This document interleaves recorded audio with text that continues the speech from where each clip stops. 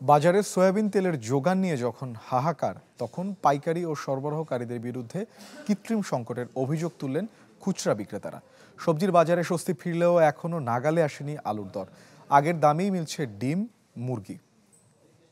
বছর শেষের খুশি নগদে হবে বেশি। নগদ পেমেন্টে নির্দিষ্ট ক্যাটাগরির কেনাকাটায় ৩০০ টাকা পর্যন্ত ক্যাশব্যাক। তেলের তেলেসমাতিতে যখন ক্রেতার পকেট পড়ছে কাটা, তখন এই তেল নিয়ে চলছে নিত্য নতুন ব্যবসা। হোক না সেটা ডিজিটাল মাধ্যমে অংশগ্রহণ, বাজারে মোবাইল ফাইন্যান্সিং এর অ্যাকাউন্ট খোলার বিপরীতে যদি মেলে আধা লিটার তেল, তবে ক্ষতি কি? একটি বিকাশ খুলুন, একটি হাফ লিটার তেলের বোতল দিতুন। রাজধানীর মহাখালী কাঁচাবাজারের পাশেই এমন ব্যতিক্রমী উদ্যোগ নিয়ে হাজির একটি মোবাইল ফাইন্যান্সিয়াল সার্ভিস। অবশ্য পুরো বাজার ঘুরে দেখা মেলেনি নতুন দামের কোনো সয়াবিন তেলের। পাওয়া যাচ্ছে পুরনো 1 ও আধা লিটারের বোতল, নেই 2 ও 5 লিটার। জানিয়ে ক্রেতাদের ক্ষোভের মাঝেও মিলছে না কোনো সমাধান।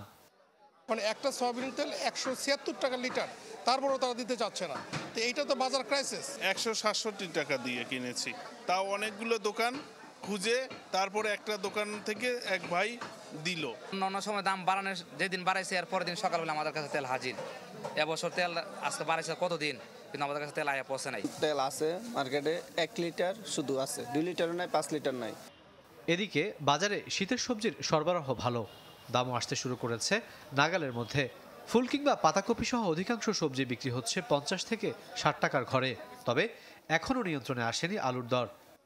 50 থেকে 60 টাকার মধ্যে সব আছে। কিছু কিছু আইটেম আছে যেমন আলু, টমেটো, গাজর, এগুলো 100 উপরে। নতুন আলুর দাম 80 টাকা কেজি, পুরান আলু 70 টাকা কেজি।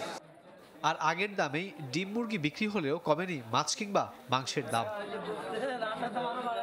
রাকিব আল জাবেদ, চ্যানেল 24, ঢাকা।